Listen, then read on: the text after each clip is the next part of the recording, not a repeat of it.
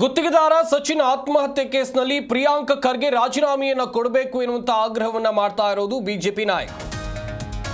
ಸದ್ಯ ಬಿಜೆಪಿ ನಾಯಕರ ಈ ಆಗ್ರಹಕ್ಕೆ NH ಕೋನರೆಡ್ಡಿ ಅವರು ಈ ಆಗ್ರಹದ ವಿರುದ್ಧವೇ ವಾಗ್ದಾಳಿ ನಡೆಸಿದ್ದಾರೆ. ಸಚಿವ ಪ್ರಿಯಾಂಕ್ ಖರ್ಗೆ ಯಾವುದೇ ತಪ್ಪನ್ನ ಮಾಡಿಲ್ಲ, ಸಮರ್ಥನೆ ಮಾಡಿಕೊಳ್ಳುವಂತ ಕೆಲಸ ಆಗಿದೆ. ಸಚಿವರ ವಿರುದ್ಧ ಶಾಸಕ NH ಕೋನರೆಡ್ಡಿ ಒಂದ್ ಕಡೆಯಲ್ಲಿ ನ್ಯಾಯಾಂಗ ತನಿಖೆ ಆಗಬೇಕು, ಮಲ್ಲಿಕಾರ್ಜುನ್ ಖರ್ಗೆಗೆ ಬಿಜೆಪಿ ಪ್ರಚಾರ ಮಾಡ್ತಾ ಇದೆ, ಯಾವುದೇ ಕಾರಣಕ್ಕೂ ಪ್ರಿಯಾಂಕ್ ಖರ್ಗೆ ರಾಜೀನಾಮೆ ಮಾಡಲ್ಲ, ರಾಜೀನಾಮೆ ಕೊಡುವಂತ ಅವಶ್ಯಕತೆಯೂ ಇಲ್ಲ ಅಂತೇಳಿ NH ಕೋನರೆಡ್ಡಿ ಅವರು ತಮ್ಮ ಪಕ್ಷದ ನಾಯಕನನ್ನ ಸಮರ್ಥನೆ ಮಾಡಿಕೊಳ್ಳುವಂತ ಕೆಲಸವನ್ನ ಮಾಡಿದ್ದಾರೆ.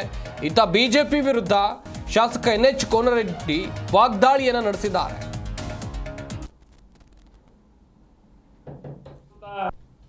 ಒಂದು ಪ್ರಿಯಾಂಕ ಖರ್ಗೆ ಅವರ ಬಗ್ಗೆ ಸಚಿನ್ ಅವರ ಆತ್ಮಹತ್ಯೆ ಪ್ರಕರಣ ಏನು ಬಂತು, ಈಗಾಗಲೇ ಪ್ರಿಯಾಂಕ ಖರ್ಗೆ ಅವ್ರನ್ನ ಒಂದು ಗೃಹ ಸಚಿವರಿಗೆ ಪತ್ರ ಬರೆದಾರೆ. ಒಂದು ನ್ಯಾಯಾಂಗ ತನಿಖೆ ಆಗಬೇಕು, ಇಲ್ಲ ಇದೊಂದು ವಾಲಂಟ್ರಿ ಬರ್ದಾರೆ ಅವರು. ಅದಕ್ಕೆ ಭಾರತೀಯ ಜನತಾ ಪಾರ್ಟಿಯವರು ಅದನ್ನು ರಾಜಕೀಕರಣಗೊಳಿಸ್ಲಿಕ್ಕೆ ಅದನ್ನು ಯಾವ ರೀತಿ ಪ್ರಚಾರ ಮಾಡತ್ತಾರಂದ್ರೆ ಏನೋ ಇವರ ಮಾಡಿಬಿಟ್ರಪ್ಪ ಅನ್ನೋರ್ಗತ್ತೆ. ಈಗ ನೋಡಿ, ಯಾವುದೇ ರಾಜಕಾರಣಿ, ಅದು ಭಾರತೀಯ ಜನತಾ ಪಾರ್ಟಿಯವ್ರು ಇರ್ಬೋದು, ಕಾಂಗ್ರೆಸ್ ಅವ್ರು ಇರ್ಬೋದು, ಬೇರೆ ಪಾರ್ಟಿಯವ್ರು ಇರ್ಬೋದು, ಅವ್ರು ಆಜು ನಿಂತು ಫೋಟೋ ಹೊಡ್ಸ್ಕೋತಾರೆ, ಆ ಫೋಟೋ ರಿಲೀಸ್ ಮಾಡ್ತಾರೆ. ಈಗ ಯಡಿಯೂರಪ್ಪ ಸಾಹೇಬ್ ಬಾಜುಕ್ ನಿಂತು ಫೋಟೋಗಳು ಎಷ್ಟು ಇರೋದಿಲ್ಲ ಯಾರು.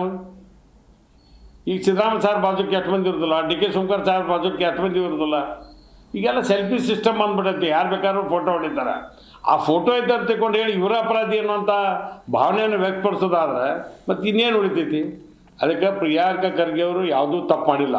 ಒಬ್ಬ ಒಳ್ಳೆಯ ಸಚಿವರಾಗಿ, ಅದು ಮಲ್ಲಿಕಾರ್ಜುನ್ ಖರ್ಗೆ ಸಾಹೇಬ್ರ ಮಗ, ಅವರು AICC ಅಧ್ಯಕ್ಷದಾರ ಅಂತ ತಿಳ್ಕೊಂಡು ಹೇಳಿ BJP ಅವರು ಅವ್ರನ್ನ ಹೆಸರು ತರಬೇಕು ಅನ್ನುವಂತಾಗ ಅವ್ರ ಮಗ ಅದ ಅನ್ನೋದಕ್ಕೆ ಇದನ್ನು ಪ್ರೊಜೆಕ್ಟ್ ಮಾಡಕೊಂಡ್ರ. ಅದಕ್ಕೆ ಇದರಿಂದ ಏನಾಗೋದಿಲ್ಲ. ಇವರೆಲ್ಲ ಹಗರಣಗಳಲ್ಲಿ ಬರೀ ರಾಜೀನಾಮೆ ಕೊಡೋದೊಂದು ಚಾರಿ ಮಾಡ್ಕೊಂಬಿಟ್ರ.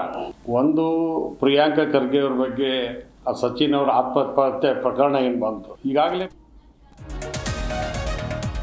ಬಸ್ ಟಿಕೆಟ್ ದರ ಏರಿಕೆ ಸಂಬಂಧ ಸರ್ಕಾರ ಆದೇಶವನ್ನು ಹೊರಡಿಸಿದೆ. ಈ ವಿಚಾರವಾಗಿ NH ಕೋನರೆಡ್ಡಿ ಅವರು ಮಾತನಾಡಿದರು.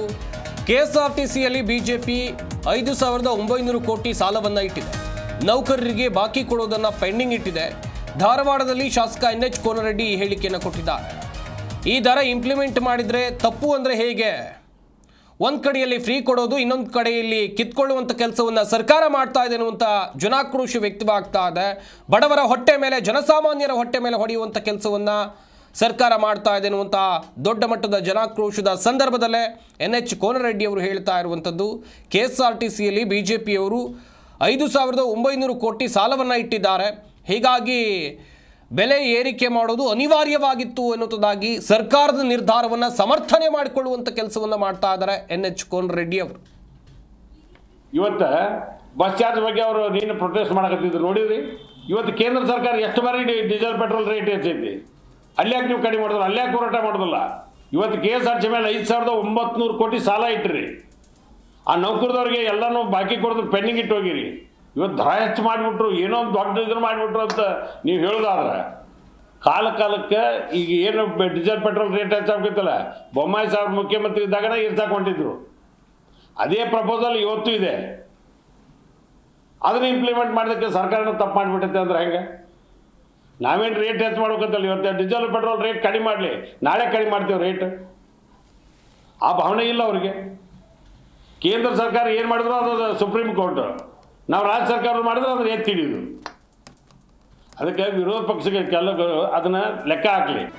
ಜಿ ಕನ್ನಡ ನ್ಯೂಸ್ ಈಗ ನಿಮ್ಮ ಮನೆಯಲ್ಲೇ ನೋಡಿ, ಎಲ್ಲ ಕೇಬಲ್ಗಳಲ್ಲಿ ಈಗ ಲಭ್ಯ.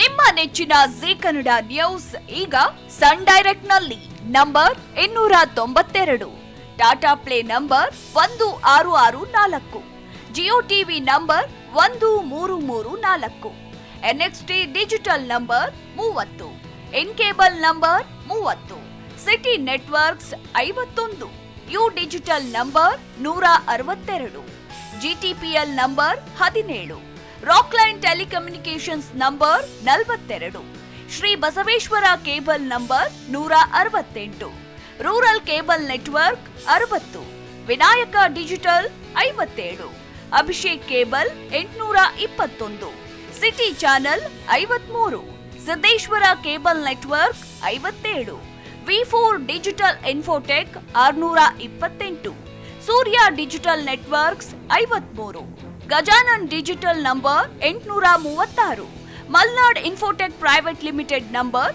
56, Metrocast number 830, victory digital number 167ರಲ್ಲಿ ನೋಡಿ ಆನಂದಿಸಿ.